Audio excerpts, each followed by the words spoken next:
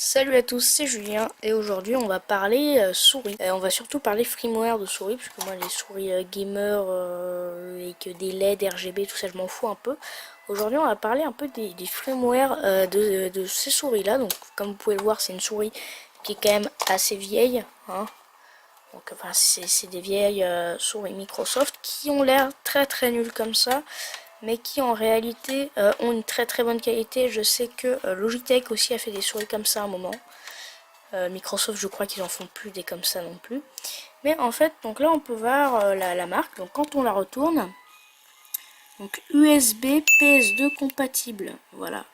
Et ce qui signifie qu'en fait dans le firmware de la carte mère de la souris, donc où il y a l'EEPROM, etc. Donc dans l'EEPROM il y a un firmware, un BIOS, qui dit qu'il peut utiliser les deux protocoles, donc les protocoles PS2 et les protocoles USB.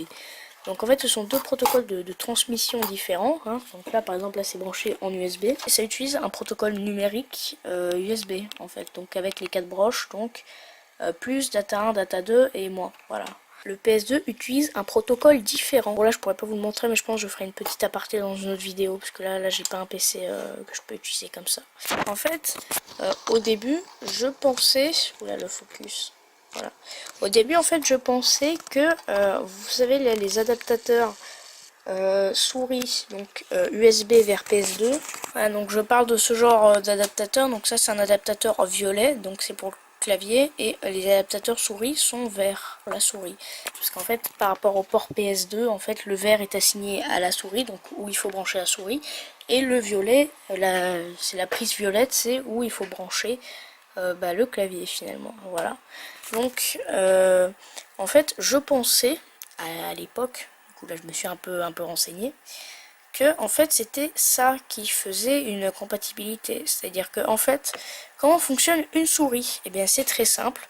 En fait, du moment où elle bouge, en fait, donc dans sa carte, en fait, elle a donc le capteur ici optique lui dit regarde, optique parce que c'est avec de la lumière, hein, bien sûr, donc d'où la lumière rouge, c'est pas juste pour faire joli. Donc après je sais qu'il y a des lumières sans lumière rouge qui fonctionnent avec des infrarouges ou des choses comme ça, mais là on va pas en parler dans cette vidéo. Donc le capteur lui dit par exemple si je fais ça, je monte en haut, donc il dit ça à la carte mère, la carte de contrôle, qui va interroger son firmware dans son EEPROM, donc sa partie stockage, flash, donc qui va lui dire, eh bien en fait qui va donc lui donner une position, donc X et Z. Voilà, donc l'axe X et l'axe Z.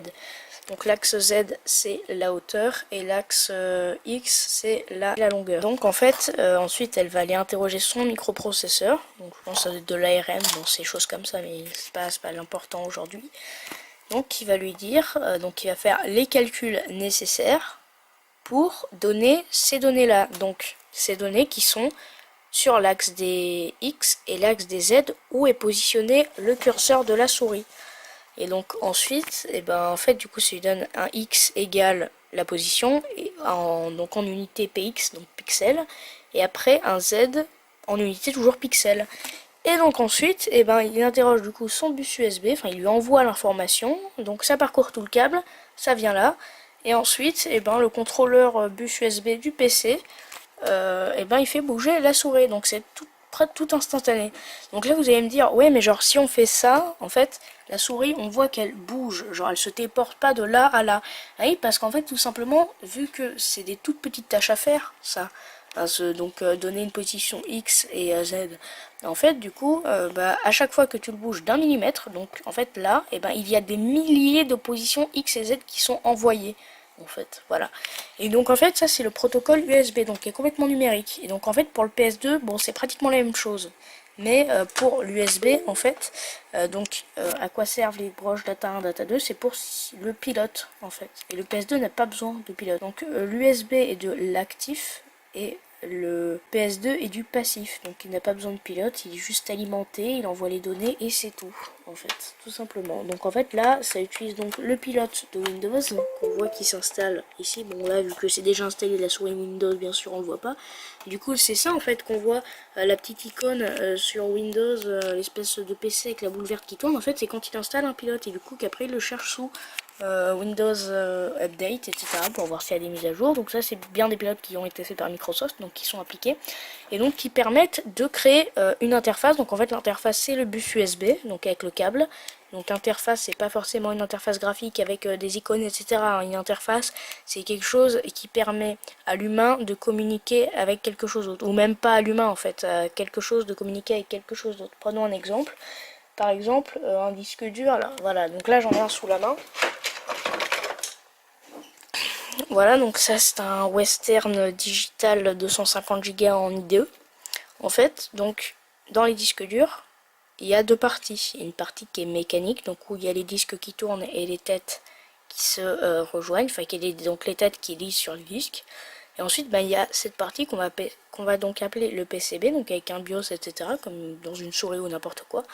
Et donc ensuite, après, les ports IDE, Molex, etc., en fait, ou même le jumper, bon là qui est un peu en mauvais état, mais je sais pas si ça se voit pas trop, c'est un peu... Mais voilà, et donc en fait, ça, ce sont des moyens, donc ça, ce sont des interfaces, donc c'est le PCB qui crée l'interface. Et du coup, qui permet de communiquer donc avec les deux, par exemple, des données entre la carte mère, donc l'ordinateur, et le disque dur. Donc par exemple, pour aller chercher des fichiers DLL pour lancer Windows, par exemple, n'importe quoi. Genre par exemple, si vous ouvrez un document Word, et ben du coup, en fait, le PC va demander le document Word, enfin Windows va demander le document Word, et du coup, lui, il va aller chercher le document Word, donc il va chercher winword.exe, donc le programme Word, et il va chercher le fichier en .docs, voilà. Et donc c'est comme ça que ça fonctionne une interface. Voilà, et donc en fait pour le PS2 ce sont des interfaces, enfin c'est la même interface, vu que là du coup là ça reste de l'USB, mais c'est pas le même protocole du tout. Et c'est pas cet adaptateur là qui coûte 30 centimes sur AliExpress qui va vous faire changer de protocole. C'est pour ça que si vous prenez une souris très moderne, donc qui n'a pas cette fonction là, donc de PS2 compatible, donc que le firmware intégré dans l'EEPROM n'est pas du tout fait pour accueillir du PS2, et que vous branchez un adaptateur PS2 puis votre souris, donc votre souris va s'allumer, elle sera éclairée, donc le laser il sera allumé, etc. Parce que c'est de l'infrarouge bien sûr. Donc s'il y a des LED gameuses de la mort qui tue, Jackie Tuning, ça va être allumé. Mais en fait vous ne pourriez pas communiquer avec le PC. C'est-à-dire que genre en fait si vous bougez la souris, ça va pas marcher en fait. Et du coup, une fois que, donc pour en revenir à l'USB, une fois que la souris a envoyé donc sa position, Windows va donc le disque dur va demander à son système d'exploitation, donc Windows, de trouver un élément pour l'afficher en fait. Donc ça donne une position, voilà, donc qui est affichée sur l'écran. Et ensuite, du coup, Windows lui dit, prends par exemple curseur windows.ni ou .cur. Voilà.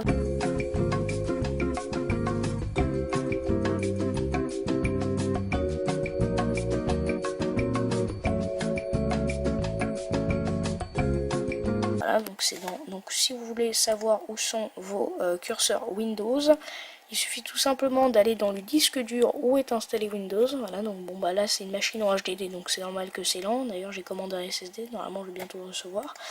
Bref, donc vous allez donc dans votre lecteur C, Windows, curseur. Et là vous verrez que en fait il y a tous vos curseurs. Voilà. Donc qu'ils soient animés ou fixes. Donc par exemple un curseur comme ça c'est fixe. Et les curseurs qui tournent, c'est des trucs animés. Voilà. Donc on peut pas rester tout le temps sur un curseur animé comme ça, parce que même si je sais qu'on peut en télécharger, mais c'est n'importe quoi, parce que ça prend beaucoup trop de RAM et beaucoup trop de ressources de faire animer quelque chose comme ça en permanence. Voilà. Et voilà, donc type curseur, voilà, donc c'est des fichiers en .cur, et les animés sont en .ni. Voilà. Et donc pour modifier un curseur, on a une application qui est directement intégrée dans Windows qui s'appelle souris ou mouse si vous avez Windows en anglais. Ah, donc elle se trouve dans le panneau de configuration.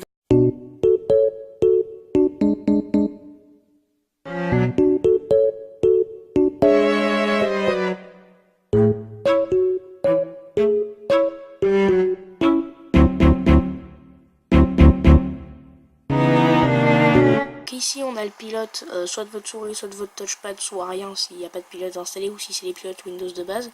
Moi vu que je suis sur un portable, j'ai un touchpad et donc c'est donc un touchpad Elan, donc voilà. Et d'ailleurs, comme on peut le voir, en fait, vu qu'il n'y a pas beaucoup besoin de choses, donc en fait, on va préférer avoir de la rapidité.